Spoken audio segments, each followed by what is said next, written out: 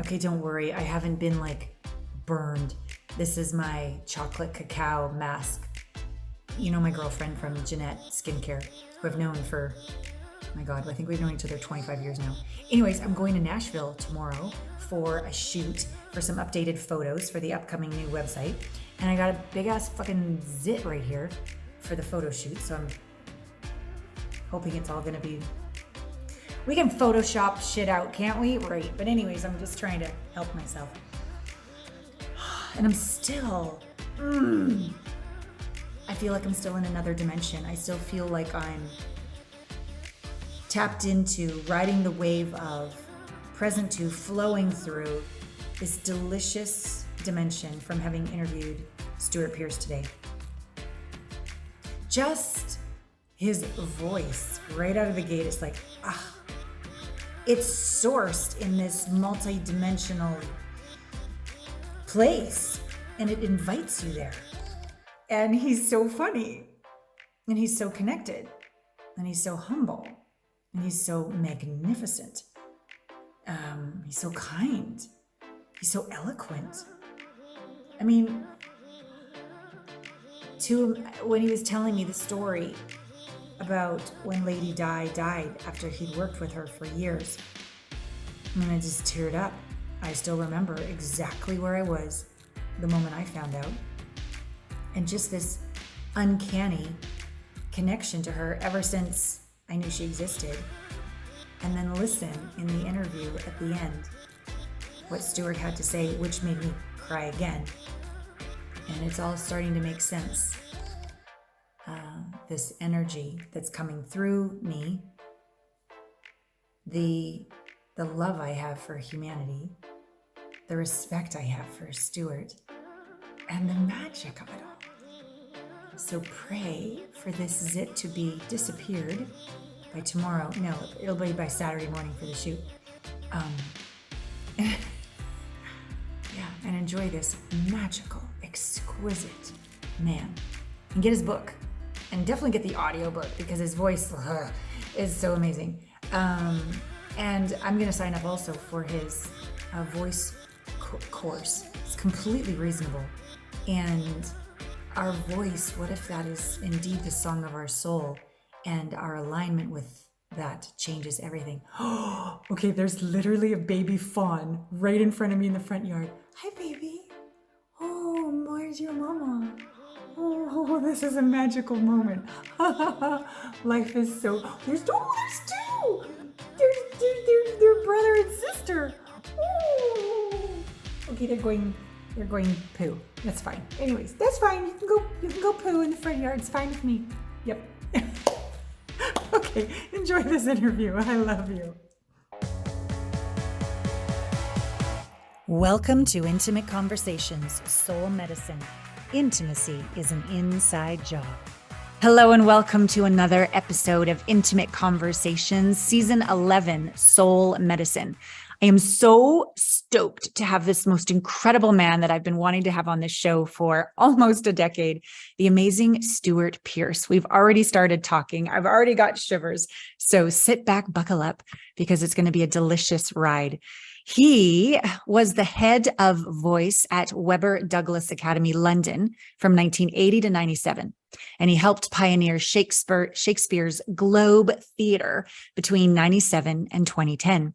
And has coached luminaries such as actors Hugh Bonneville, Vanessa Redgrave, and Gwendolyn Christie, and statespeople such as Margaret Thatcher, Diana, Princess of Wales, who as a little girl, I remember seeing, she came to my little town in Canada, and I was amazed. So I have lots of questions about that. And also Marianne Williamson, who we all love around here. Stewart has published a series of self-empowerment books and oracles within the last 12 years, including The Academy of Voice, The Heart's Note, The Angels of Atlantis, where he is an emissary, and his latest work, Diana, The Voice of Change, which became an Amazon bestseller in 2022. And Stewart, this is impressive beyond measure. And yet when I go to your site and I read about how your life unfolded, and this, am I saying it right? Synesthetic people Oh, who, synesthetic, yeah. yes, who you see sound as light force. Like, let's just start there as we share your story, because there's so much through this where I just want to snuggle up there in your library and hang out with you for hours. So, first and foremost, thank you for being with us. And Hey, take, this is so cool, really. I mean, mm, it's a great honor to meet you and a great mm, honor to be. So thank you for inviting me. No, I mean, this is, it's what in this moment, we are doing what we love. And yes. if we can do what we love, what we do, then automatically we're in a slipstream of energy. So Yeah. it's great to be here. Thank you. Mm. Oh, thank you. So take us back as a young boy growing up in London with this capacity to see sound as light force. What was that like?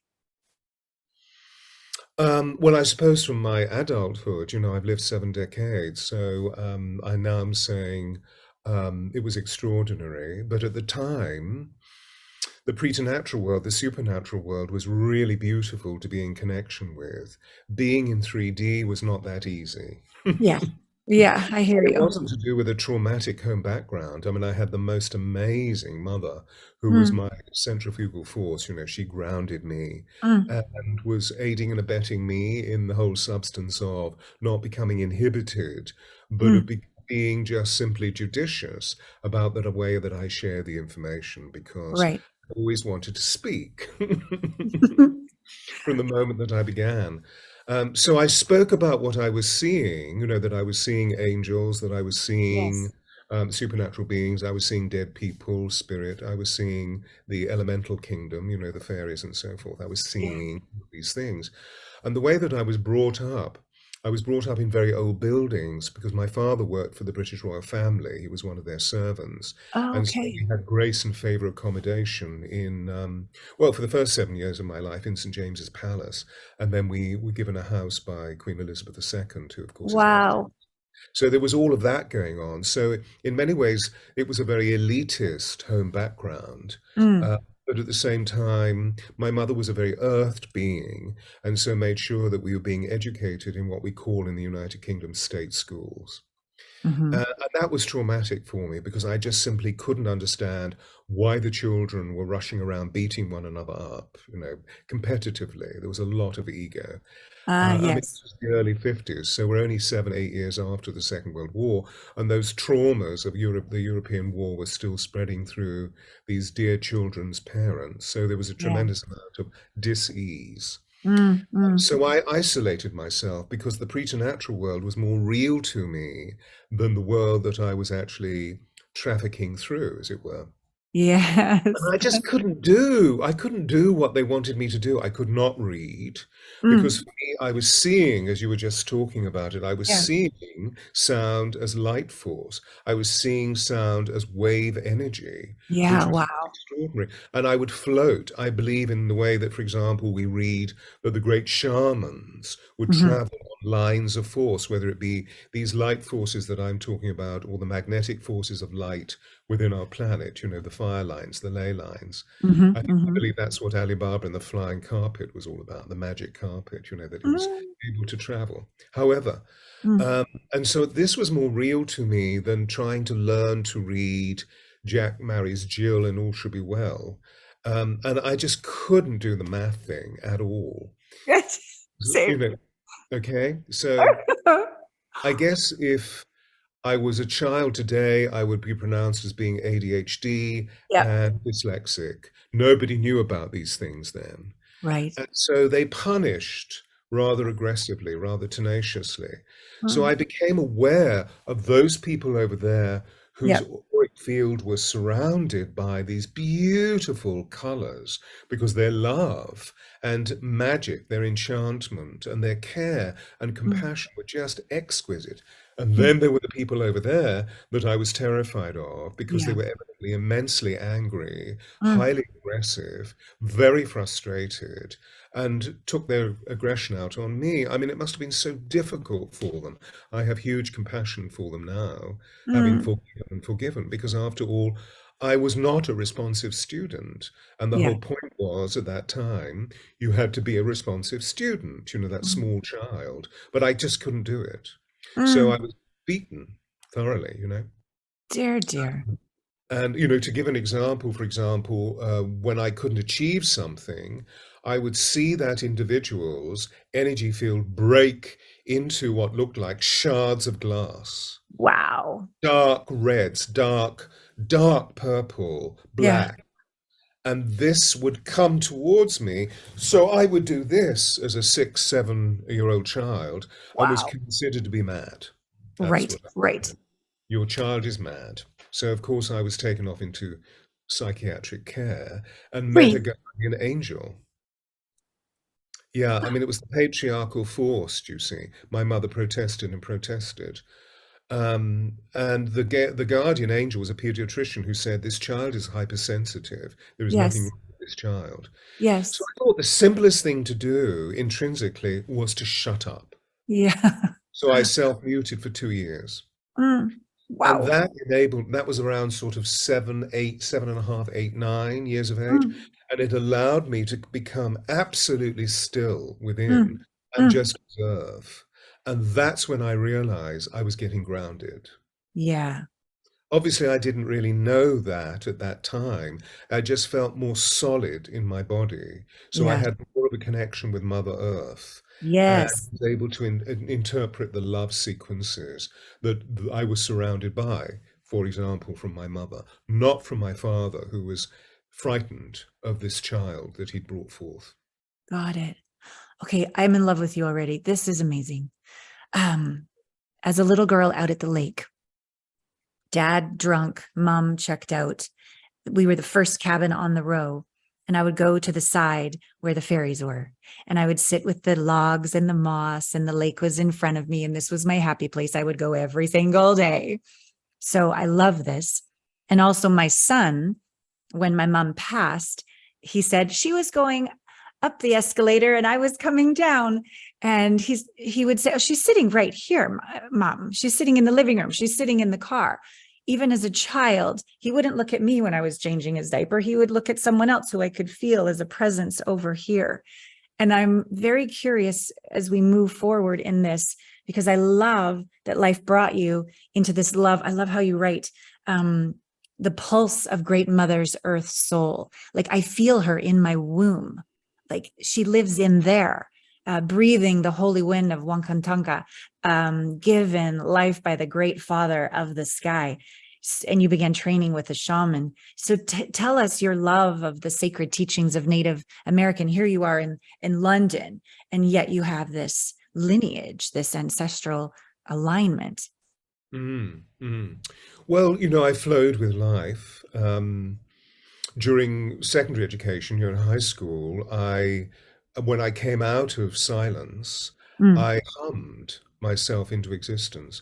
And my mother immediately said, darling, I think you should be in a church choir, you know.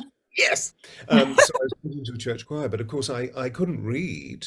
So I Mm. would just copy the other boys, the other choristers. And the magic was that as I began to interpret la la la la la la, whatever it was, that the wave of sound through the breath and the duration of notation, the pitch frequencies, and developing harmonics that I would wave on, the words dropped in. So I began to read singing and then learn to read speaking. So that was the beginning. So words suddenly took on this power, Mm. and I was just purely in sound. I was fascinated by words. Unfortunately, you know, my mother and one or two people around her were great storytellers. So I would be enraptured by these stories and Mm. swore that when I grew, I wanted to become a storyteller. So guess what? Somebody at high school said, why don't you join the drama group? So I thought, what's that? So I went and somebody said, you know, you are an actor. Now, I had never received any approbation, any approval, but Mm. suddenly I was being told, oh, and there was this glowing light around the person. So to cut a long story short, as I moved into, you know, my early 20s, I became an actor and Yeah. worked as an anchor and actor, and particularly through the great love of the great words of Shakespeare, which I become a specialist within my voice coaching career, Mm. teaching, hence, you know, Shakespeare's Globe Theatre and so forth. Yes.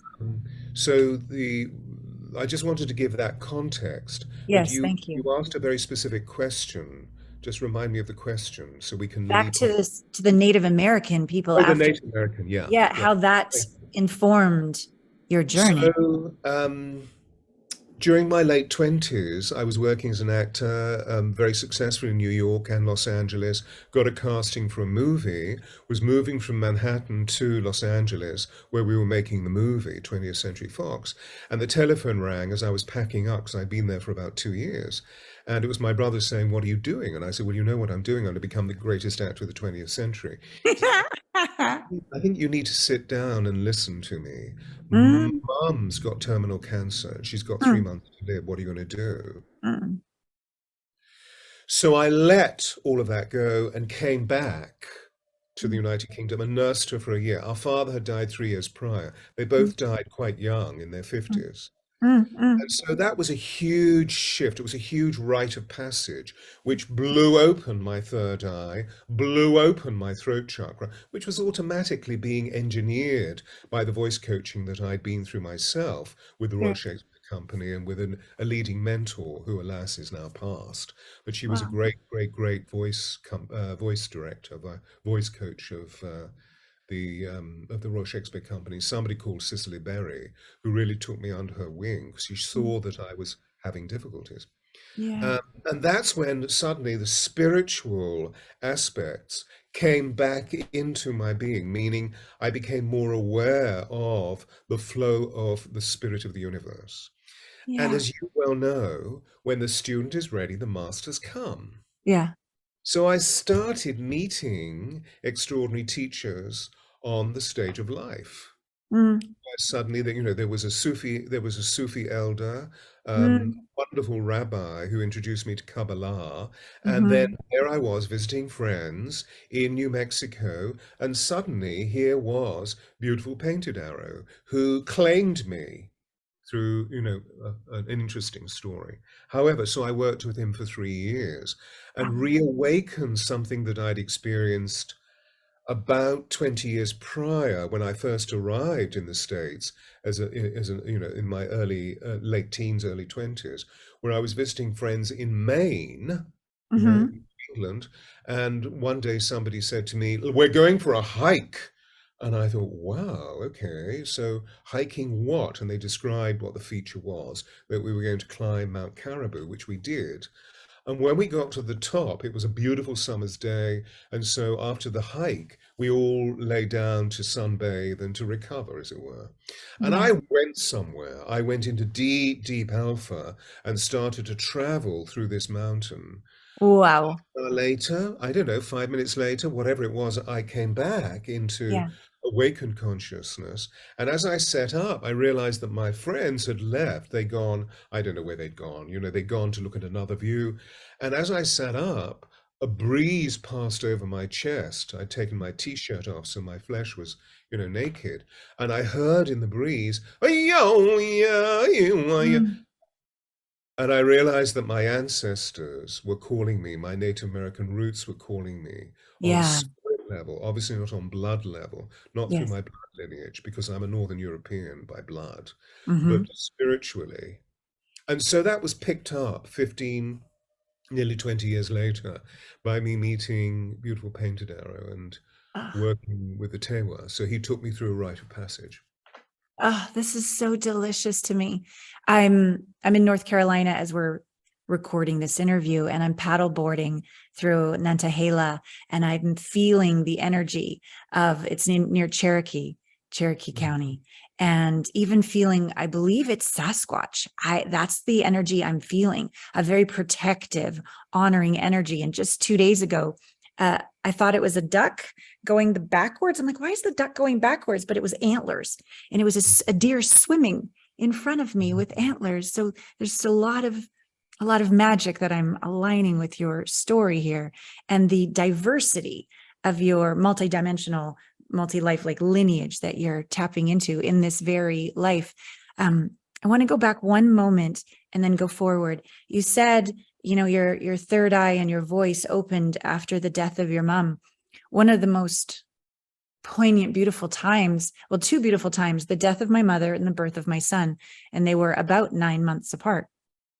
And so I'm curious how you used being with her to pass over as a spiritual awakening for you, because it feels like there's a tie in there, a gift that she gave you to crack you Well, it open. was huge, because we know that cancer is a rotting disease. So on Mhm. one level, in 3D, it was just horrific to see this very beautiful being and who had been always very agile and energetic and full of grace suddenly Mm. turn into this this Yeah. corpse, this corpus. Anyway, so eventually she decided to shuffle off this mortal coil, and she Yeah. passed. Yeah. And it was I'm the youngest son, and my brother was married with children, and da da da da da. So I was living with her during the nursing stages, while she was going in and out of hospice, and then she passed. So it was my job to sort out the goods and the chattels. Mm. And so I was suddenly becoming very intimate with my mother's life, because they Yeah. had always been the expression of what we call today energetic boundaries. So we Mm. all had great respect and grace for one another's boundaries. But now I was actually able to go into her personal things. And Intimately. we always had, I don't know if you guys had this, we always had boxes that were the sort of the oases of all our treasures. Well, of course, I knew exactly what was in my brother's box as a child, but I didn't know what was in Mama's box. And now I had the possibility of looking. So I found this extraordinary box, this Wow. mahogany, beautiful mahogany box. And it was locked, but of course I knew where the key was. So I found the key and I opened it. And as I opened it, inside were tiny pieces of paper like scroll rolled up and tied with pink and blue ribbon. And there were Wow. hundreds of them. I thought, Really? so I started reading them. And Wow. they were the love letters that they, meaning my mother and father, had written to one another, the young Kay and the young Joseph. And this was a surreal experience because this was not my mother and father. This was the young Kay and the young Joseph. And I Yeah. was viewing their love, which was not salacious. It was just full of this pure, innocent romance. I Oh. read every single one of them, knowing that no other human being must read these. Mm. So I read them all, took them out into the garden and did a fire puja. Yes. I came back into a room, burst into floods of tears, and the whole room became brilliant white light. And there she was, saying, "No more tears, pure joy. Well done. And I will now master, mistress mind, your whole journey." That's why I wanted to A ask week you. later, the telephone rang, and here was Cicely Berry, who I've just mentioned, saying, Yes. "What are you doing?" And I said, "Well, I'm not doing anything. I'm just being this." And she said, "What are you going to do?" She swore, "What are you going to do?" And I said, "I don't know." And she said, "Oh, come and teach for me. Become a voice coach. Your voice is extraordinary. Become Yes. a voice coach." And Yes. there's this woman I want you to go and work with. I don't want to work with her. She's just taken over the Conservative Party. This was the first female Prime Minister of the United Kingdom, Margaret Thatcher. So a week later, That's there I was amazing. walking into Downing Street thinking, Wow. shit, what am I going to do? And Margaret was charming. And of course, I just responded instinctively by Yeah. remaining very centered, Mm. very still, and listening. Yeah. And then, of course, I saw the way, and that was the beginning of what's become, over the last, what is it now, 40 years, a very successful voice training career on a Mm. 3D level with actors and celebs and, politicians, CEOs, whomever will come, and Mm. I can work with them. Mm. But at the same time, this burgeoning awakening of my mystical consciousness and trying Yes. to find ways of exploring what this is all about. And so, traveling to the sacred sites of our world, whether it Yes. be Egypt or India or this extraordinary kingdom of Albion, the United Kingdom, etc., and Mm. Native America, as you've mentioned. Yeah. So it's all been a natural, creative discovery in an intrinsic level. And when things won't happen, I would just hunker down and get still, Mm. faith in the universe, and just wait patiently. Mm. Mm. until the next sign came, and the signs always come. Oh, God, I needed to hear that, Stewart. Thank you. This is from the Isle of Isis in Egypt. So I saw on your site that you're going in December. So stewartpearce.com, there's going to be a lot of sites I'll be giving you here: the angels of Atlantis.com, stewartpearce.com, Diana, the voice of change.com. But thank you, because here I am in North Carolina off the hamster wheel, sitting and waiting for signs. So Yeah, beautiful. yeah, yeah. I want to know more of this, how the shaman awakened you, because it was right after that that suddenly life changed. And I'm wondering the gifts, the awakening that 3 years provided. And I want to know when Lady Di came into your life on this path as well. Mm. Well, I had the most extraordinary experience. So, from in the 70s, I acted. In the 80s, I was developing my voice career. And this is Mhm. when I became the head of voice immediately of this well-known classical conservatoire called the Webber Mhm. Douglas Academy here in London.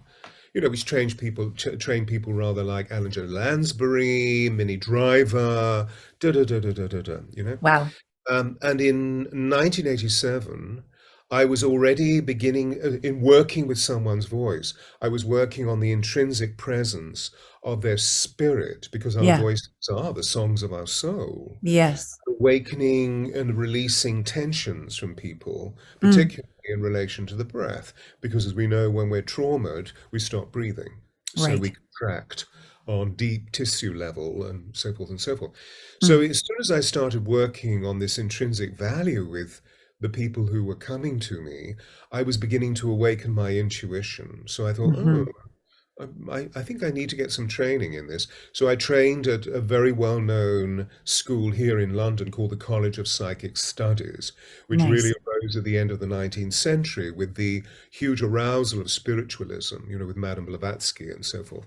Yes. And hey, I was really good at it. I was really good at reading. So I was able to formalize my intuitive consciousness, and Mhm. suddenly I became a psychic, whatever that is. And a friend of mine had just opened a crystal store in Uh-huh. Glastonbury, Somersetshire, the heart chakra of the Yes. world. Yes. It was an August weekend in 1987. He said, "Well, why don't you come down? Because there's an event going on. It's called something like the Harmonic Convergence or something." So we were very innocent. We didn't really know what it was all about. Of course, Kind of now big. vast experience that took place for all of us. Yes. So I went, and was doing, half an hour readings for people, and felt really exhausted by the energies. So I went and meditated on the tour.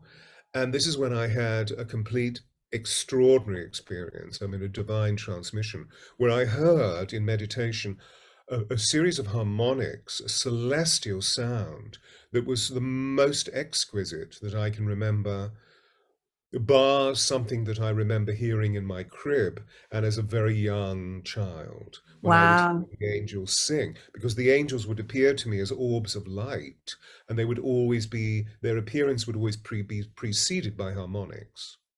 Wow. So I opened my eyes, and there were 12 huge orbs in front of me. I mean, they were vast, way off in the heavens, And then I heard within me the voice that I remember from childhood saying, "We are the angels of Atlantis, and we bring you a temple of sound healing that you will call the alchemy of voice." Whoa. And so I thought, what? This can't be happening. What is this? And a bolt of light shot through me, and I thought I was having a heart attack. So it rearranged the whole of my cellular being. Wow. And as a result of that, to cut a long story short, I began to really hunker down and listen to their teachings in deep meditation, whether it be, within my own sanctuary where I lived, or Yeah. on sacred sites. And Wow. then I visited New Mexico at the beginning of the 90s, the late 80s and the beginning of the 90s, and that's where I met beautiful Painted Arrow. So he actually began to take me into formalizing all of these extraordinary supernatural experiences that I had, and Mm. furthermore that I had with him. Mm, because he announced that I was an Atlantean priest that needed mm, to really come in at this time and mm. listen to the teachings of the great ones. So that puts that into context, you see. Holy, I'm just breathing over here. When Gabriel, my son, was young, his eyes would glaze over. And one of the things that annoyed me about his dad, who was my ex-husband at the time, was he wasn't present. And so when he would glaze over, I would say, be present. He's like, I'm talking with the angels. And I said, oh, and I said, what did they say? Oh, they sing. And I'm like, oh, how many? Oh, thousands. He was so annoyed with me and he would much rather go there. So as you're saying this, I'm just having these beautiful memories of this, the child who could open. And then here you are all these decades later, able to receive them and then disseminate, give the gifts of them to all of us. Amazing. Okay, so all of the 12 archangels and then this wonderful shaman. I'm curious, have you done plant medicine with any of these shamans and utilized the beauty of these medicines for this multidimensional travel or grounding in your body? The most recent work that I've done, maybe 20 years ago, I did some beautiful ayahuasca journeys, which I so appreciate, so that I had a complete experience of oneness with all. But I couldn't integrate it, Stewart, into my life. I still kept attracting, it got worse, not better. The investors got worse. The boyfriends got worse, until most recently, over the last year and a half, was the worst relationship of my life, something I didn't tell anyone about until he got arrested. I was so ashamed. There was actually physically abuse, criminal assault. And as I began to go, okay, I've tried everything for 20 years, but what is missing? And I started a protocol using psychedelics, simply cannabis or ketamine, blindfolded, very little amount of medicine, but not leaving, staying in my body, body sensation, emotion, body sensation, emotion, and all of the memories and experiences got recapitulated, and the medicine and the facilitator could bring me back to zero. And I'm now, as we said before the interview started, I've been in a big open heart my whole life. And I've been able to hear spirit because I wasn't here. I was disassociating all the time, but now I'm in my hips. Now I feel this sense of discernment and embodiment like I never have before. So has plant medicine supported this journey, especially with this beautiful shaman you met? It hasn't, no. I mean, it's No. not that I haven't experienced it. But I was given by the great teaching, as such as this Native American shaman, I was given great custodial information about the nature of my field being so porous Right. that if I were not careful, it would actually disintegrate areas of my field and my Understood. internal biochemistry. And Got so it. although I did experience LSD, I have experienced ayahuasca. I haven't actually gone, and of course, in the early 70s, we were all engaged in smoking marijuana. I mean, Mhm. everybody was for transcendental experience, but I've never actually used it because I move very quickly into the transcendental scope of action by Right. using sound. So I can Right. very easily leave my body. And to be honest, as you were saying about Gabriel, tell him I love him, and his experience was completely legitimized by my own Yeah. experience, because that's Yeah. how it was for me, that Mm. I would suddenly be absolutely entranced by, Mm. and so I would wander around watching these energies, and then Yes. my father would, of course, shout at me, "For God's sake, get something to do," Um, because apparently I wasn't doing something, which I couldn't understand anyway. The mm, purpose of being, as we know now, rather than the doing, doing, doing frenzy that we've all been conditioned and socialized and educated by. yeah. So I totally understand. So no, I've always been very conscious of this, and Mm, of just needing to be cautious. yeah.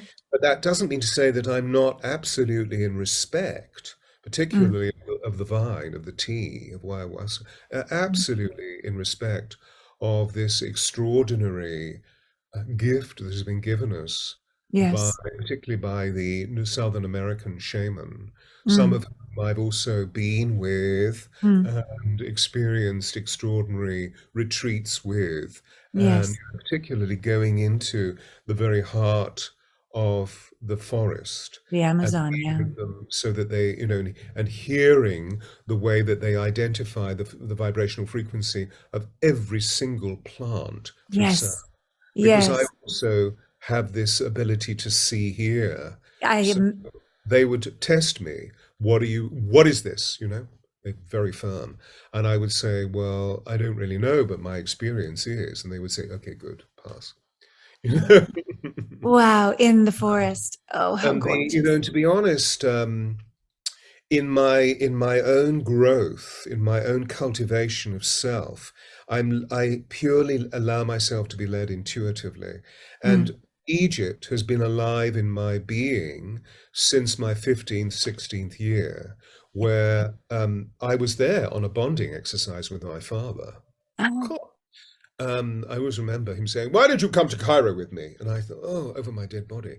At the age of 15, then saying to my mother, "Mummy, should I?" And she said, "Darling, when he's away, he's different." Anyway, I Mm. did go with my father, and it is true he was different.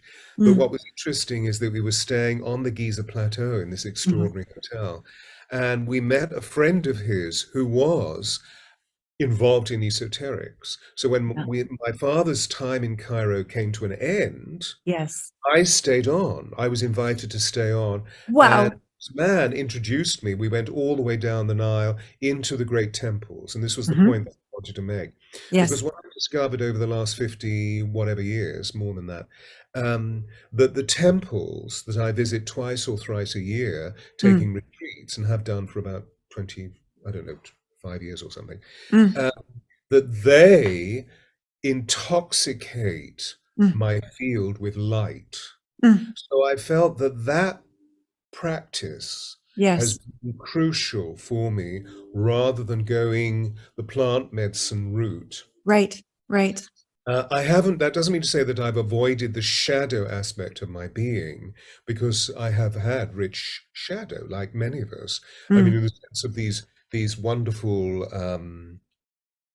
reticules of karma Mm. popping up in the themes of my life, particularly with significant other, Mm. Mm. which I've always found challenging. Okay, I'm glad I'm not the only one. I've been, as we all have. So I believe that we're learning something very crucial Yeah. about the fact that, for example, I feel this was intuitively the same for you, that Mm. because of our levels of sensitivity, that Yeah. as we grew into our early adulthood, we would use our personal, intimate relationships to ground us. Mm. But the difficulty, because there's nothing more grounding than sex. But at the same time, what happened was we became emotionally attached to Mm. those energies. So we started to live codependently Yeah. rather than co-creatively. This is Mm. the wisdom that we now have all of these 30, 40 years later, Mm. because the conscious coupling and the conscious uncoupling of intimate relationships is so much the lingua franca of today, whereas actually it wasn't all those years ago, when we were starting out. So it Mm. seems to me that I've been able to really find ways of orchestrating my energies. Uh, Yes. I am not saying that that process is complete. It's an Mm. ongoing journey. Of But course. Yes. what's wonderful now is that I feel I've arrived. Mm. Mm. And how does that feel? Absolutely extraordinary, really extraordinary. Yeah. I'm an Mm. indigo, so I've always created difficult relationships with bosses or with the men in my life, Mm. Hmm. with my father. My son is diametrically opposed to Saturn. My sun in Taurus is diametrically opposed to Saturn. So, of course, Big Daddy has always been challenging. So, Hmm. this is why, for example, I've intrinsically been drawn to great women to work with, hence Hmm. Diana, Yes. the Yes. book Diana, the Voice of Change, because my own experience was very similar, although I'm male. I think my own experience was very similar to what you have all experienced, in relation to the men in your lives. Mm. And so my intimacy with Diana was really founded as we got to know one another in 95, the last 2 years of her life. It was founded on the way that we were no longer accusing or blaming. We were reaching into insight and resolution about these very complicated configurations of relationship issue with the men in our lives, whether it was to do with the professional relationships or the intimate relationships. Wow. This is beautiful. I'll back up and then let's keep going with Diana. First time in Egypt was 13, and you were 15, and returned a few years ago when I got this 11:11 at 1:11 in the center of the big pyramid, just and going down the Nile, such a homecoming. I love that this is where you've been going regularly. And so, yes, as a teenager, young teenager, when Lady Di and Prince Charles first got married and they did the whole trip, she came to my little town, and I've just been enamored with her ever since. And it doesn't make logical sense, but there's an energy and a Yeah. deep respect and deep sorrow. And so I'm curious how you met, what it was like to work with her, some of your favorite moments that you'd like to share, and really your gift of your magic, and how did that awaken her? I would like to think, I certainly feel that it awakened her hugely, because she changed so radically, having Mm, announced, because I met it right after the BBC Panorama interview with Martin Bashir, when she said there were three people in this marriage. right, right. And the reason why she came to me through a connection that I had, um, was because she saw herself revealed and liberated by what she had said, Yeah. but she was also aware that her physicality, as she communicated, was vocally submissive. Mm, mm-hmm, mm-hmm. There are Yes, three people in this marriage, and she yes. wanted to acquire Um, that very aligned status of what yes. I refer to as our personal sovereignty. Nice. She wanted to find that through the whole of her physicality. Yes. Like what you were saying about, really coming into your hips. This is where it starts with me, of how Mm, awakened is that center of gravity in our pelvis. So that was one of the first things that I shared with Diana, and then mm, how the spinal column and the pranic cord lifts out and mm, returns to Mother Earth mm.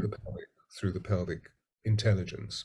Stunning. She was a sensualist, do you see? So immensely sensorily aware. She Yes. was we know, born under the sign of Cancer and a water baby. If she didn't swim once a day, she would feel crazy. It was one of her ways of Mm, really, she would just do length after length after length. It was one of her ways of becoming at one with the flow of what mm. life is all about, because so much of the criticism that was afforded her was Yeah. again very splintered and staccato. Mm-hmm, Male mm-hmm. rage is, male Yes. accusation is, Yes.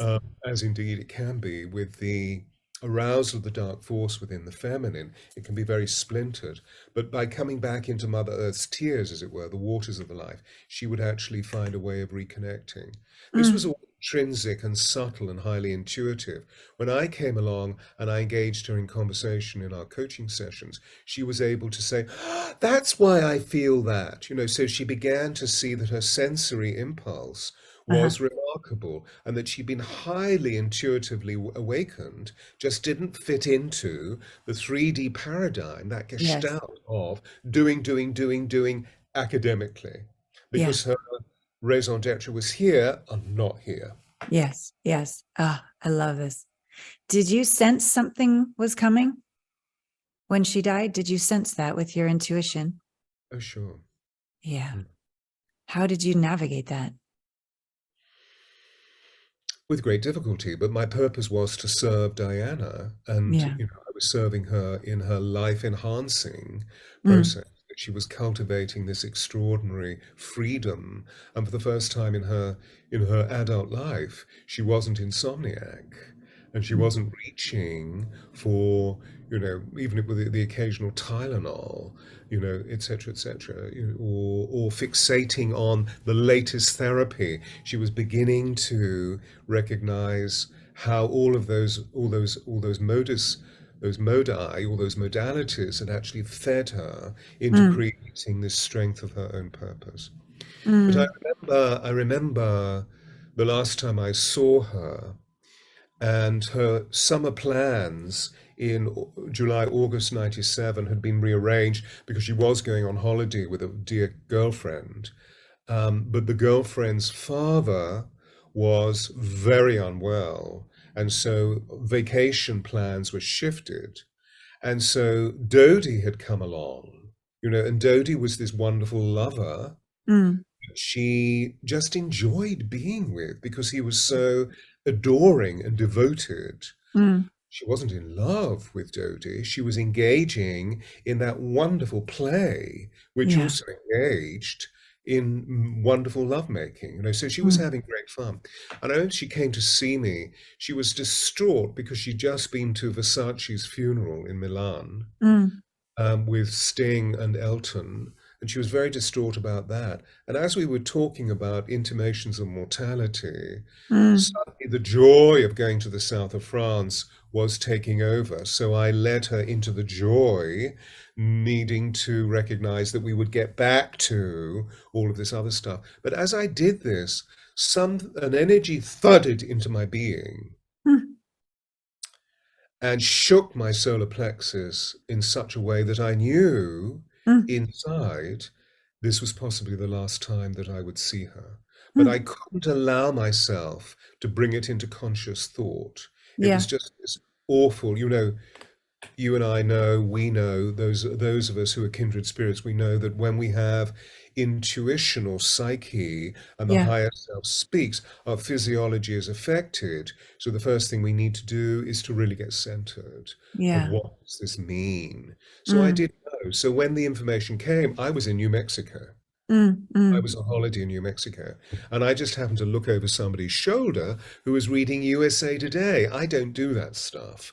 And on Yes. the front was written, Diana is dead. Mm, And a sound came out of me that was like a wolf in torment. I mm. remember it was completely atavistic. And I excused myself, ran out of the cafe and ran.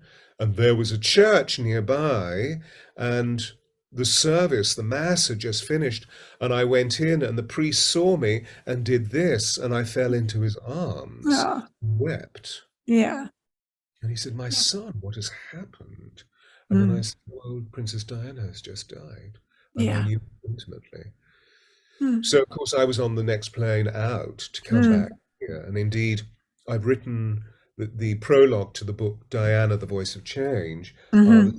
the 7 Days of Doom. So, in other words, it's about my awareness of what was taking place from an Wow. archetypal point of view and how Mm, I returned to be witness through that rite of passage of those 7 days before her funeral and then her mm, passing into mm, the ritual of burial and interment. mm. Wow. Thank you for Oh, sharing. oh, my pleasure. I Mm. mean, she's so alive in spirit. She's That's what I was going to ask you next. Yes. right here now. She wrote the book, not me. What can I write, Um, so she wrote the book. And the interesting thing is that when it was published, it came out here, and it didn't really take off here. But as soon as I took it to the States through Amazon, Mm, it suddenly became this huge mm, bestseller. It was very mm, interesting because, New York was her bliss city mm, and she was really wanting to move. And in fact, in September of 97, when she came back from the south of France, she was going to be in New York and Washington with Hillary Clinton. And she was going to fly to Los Angeles to mm. see a property in Montecito Yeah. which she Mm, was going to lease because she thought it would be a really good getaway for herself and the boys yeah. who really into water sports. They love surfing, they love what do we call it? Sea gliding or water Kite, gliding, yeah, kite surfing or what have you. surfing, Yeah. and then of course she didn't get there. She died in Paris. Mm, mm, And that's something that I investigate in the book, that what was all that about? I don't go into the rather crude aspect of was she killed. It was mm, obvious that there was something nefarious, something treacherous going on. But yeah. what was interesting is why she chose to pass Mm, in the Pont de Almar tunnel, because in Roman times that was the Temple of Diana. really? Wow. And so there's a huge exposition in the book, not in any esoteric form, but just simply what I've been given to understand is why she chose to be there, to pass Mm, through, and the consequent arousal of the wave of Shakti mm. that passed through our consciousness, where Yes. 5.8 billion people wept. Yes. Yes. Yes. Thank you. I want everyone, and I included, please tell me you've got an audiobook with your incredible voice reading that as Oh, well. yeah. No, I did record it. Yes, I did I record. figured you did, so I'm going to enjoy that for sure. So Diana, thevoiceofchange.com, we're all going to get that, or on Audible, I'm imagining. It's on Audible, yes, all through Amazon. You can, find whether it's the Kindle or the audio or the paperback. Beautiful. Well, I want to be honoring of your time because I know you have a client coming up. I could talk to you for hours. You are so delightful. All these different waves and emotions and image, everything's happening to me as we're connecting. So you're such a magical being. I'd like to complete with what's delighting you right now in your life. Well, COVID is over. Yes. As with all of us, the whole of my slipstream of work needed to shift Yeah. from public workshops Mm, at the beginning of COVID in 2020 to putting everything online. So I employed the most amazing tech director who has shown me how to run workshops and retreats online. nice. But because COVID is over, it's now back into public experience, which is so wonderful. And Yes. so my great joy at the moment, through his initiation, his intuition, he came to see me last year teach a voice workshop Okay. for an organization here, which is really the home of the human potential movement in the UK. Mm, And his eyes were sort of out on stalks, and he said, because he's seen me teach angels and work through divine improvisation of creating sacred space online, whatever wow. the retreat happened to be, but he hadn't seen me really work with people's bodies Yeah. because everything's been online. And he said, this work is extraordinary. We Mm, have to reinvent your 40-year career mm, as a voice coach because people need to have this work, Stewart, particularly yeah. now that we're coming out of the silence, as it were, of COVID, the big Yes. silence, when Mother Earth asked us to be still. Mm. That's the way I put it. So it's the big silence rather than the whatever other people called it, the No, lockdown. I love that. Yes. Hmm. And so we've just created online the Magnetic Voice Academy, which is an online course of me looking into camera and taking us all through, extraordinary developmental experiences of finding the magnetic voice. So again, it's for that aspect of our being where Mm, we need to open our voices publicly to mm, live the truth of the conviction of our hearts. mm, So mm. my big thing is that I introduce everybody to the fact that we each have a note. So I introduce everybody to their note. As Rumi says, if words arise from the heart, they enter the heart. If words arise from the tongue alone, they don't pass beyond the ears. So are we going to live our lives up here, or are we going to live our lives in the seat of the soul? It's just painful when you do that. It's so that's what the course is all about all the way through. There are Oh, 14 videos, 14 classes all the way through to the radiant presenter, so that oh, we awaken to this force of power that we have mm, within our spiritual convictions and allow all of that spirit to permeate through our physicality so that yeah. we actually become the successful beings that we wish to come in the communication process of the next dream, the next becoming. Delicious. I've begun to tone. As I'm meditating, I'll hear a note and I'll just let myself do it. And I'm not a singer and I don't know how I'm hitting these notes, but something resonates all through my body. Is this my note? Maybe? Well, you're no, these are harmonics because Okay. your whole spiritual field is being groomed at this time Mm, by unseen ones, your spirit guardians, and mm. particularly by because I mean we haven't shared this, so forgive me if this is inappropriate because I No, really nothing's inappropriate. This is our intimate do. conversations. But I, always test the field because after all, it's all very well coming forth with what I'm about to say. Mm. Uh, I believe that you are an awakened priestess of Isis. Oh, The priestesses of Isis are awakening. The Magdalens are reappearing. yeah. Diana was also, you see. Yes, I feel that deeply. And isn't it fascinating that Mary spent the last 15 years of her life in the Temple of Diana in Ephesus? I've been to Ephesus. So it's Wow. the evocation of this, do you see?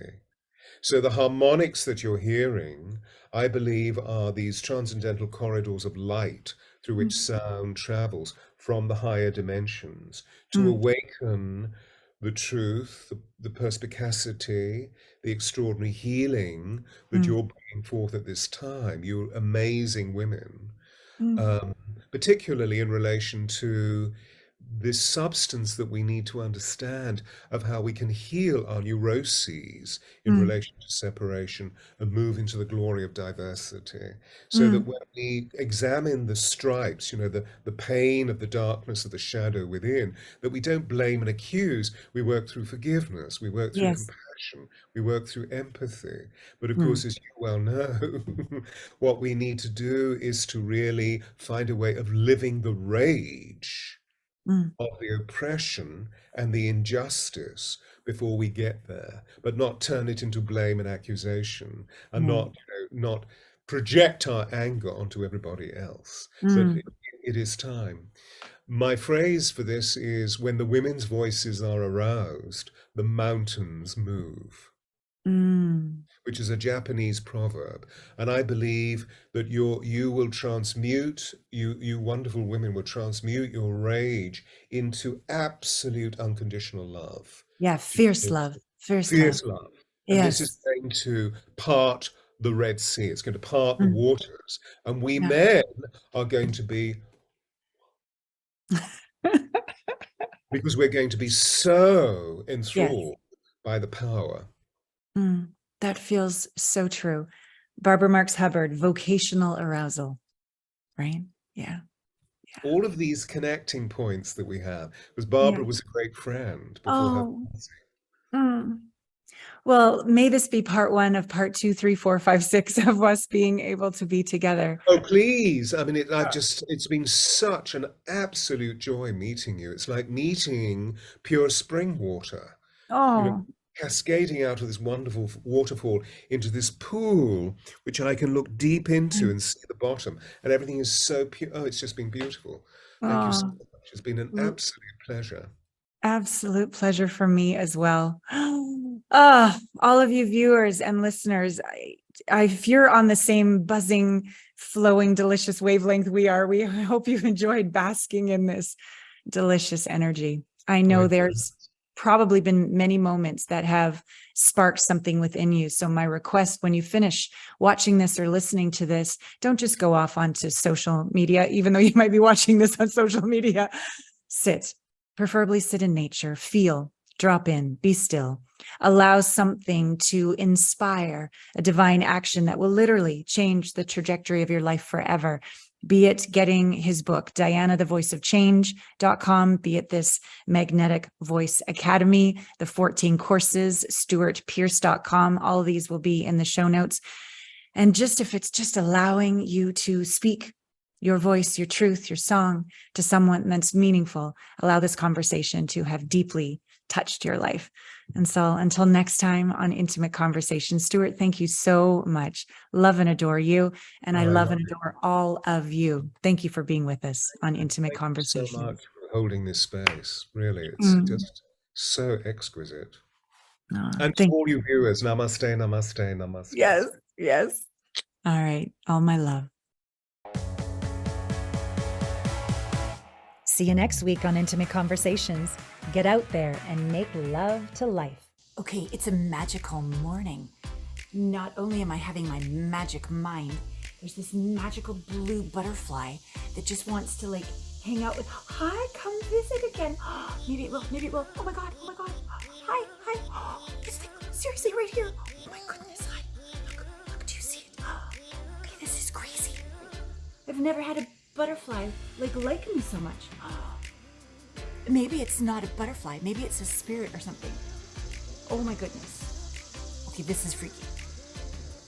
Butterflies are beautiful, but they never come sit on me and hang with me for 10 minutes. Okay, magical morning. So, okay, this is so fun. So the magic mind, right? It's my morning thing. I was reading on it the other day. So we all know how it says matcha to boost your energy, and adaptogens to help you relax, and nootropics to keep you focused, and immunity with vitamin C, D, and echinacea. But it says best served chilled. I think not. I appreciate that, but I love it with my ginger and cinnamon and hot water. And this is my new cup that I got at the John Campbell Folk School. And then get this new guy that I'm dating, he is so into his mug in the morning, just like I am so into my Magic Mind mug, that he literally even takes it with him when he travels. And I'm like, I do that too. So it's really fun to find similarities. When you're on the same wavelength with someone, it is magical. It is magical. And I'm, hi, butterfly. Can you see it? Is it? There it is. Did you see it? Hi. Okay, okay, you're just gorgeous. Come here. Never said come here to a butterfly before. Come here. So I hope you enjoyed this interview with Stewart Pearce. Definitely get the book, Diana, the Voice of Change. I cannot wait to read it. I also can't wait to sign up for his magnetic voice. Didn't you just as soon as you heard him talk, didn't it awaken something inside your being? Where are we sourcing our voice from? And I choose to source it from the deepest essence of my soul. I have so much to learn from this man. I know that all the work I've done led to that moment to connect with him. And I'm so grateful. So I hope you felt the same resonance and awakening within you. So definitely follow him, get the book, sign up for that voice course. Because when we speak to people, we can speak at them, or we can speak into them. And I would always teach my son when he was growing up, when I was teaching him to shake people's hands, and no wet fish handshake. No, we're gonna make that land. We're gonna make the eye contact. We're gonna make that land. And I'm so proud. Of course, I messed up many times as a mother as well, but those moments I'm really glad that I instilled in him, because it makes a difference when we first meet somebody. Our voice, our handshake, our eye contact, and not just to them, into them. Yeah. Well, I'm going to enjoy my magical morning. Look at this. I'm even coordinated with the house. Yeah, life is so beautiful. Thank you for being with us on Intimate Conversations every single week. Any way I can support you on your integration journey of any heartbreak, so that you can open that heart, splay it wide open, exude your essence, and allure in your ideal match to share this beautiful life with. It is my honor and pleasure. So you know how to contact me on my site, allanapratt.com/connect. I love you. Look who landed. Look who landed on my toe this morning. Hi, beautiful. Hello, gorgeous. Good morning. Oh my goodness. Hello.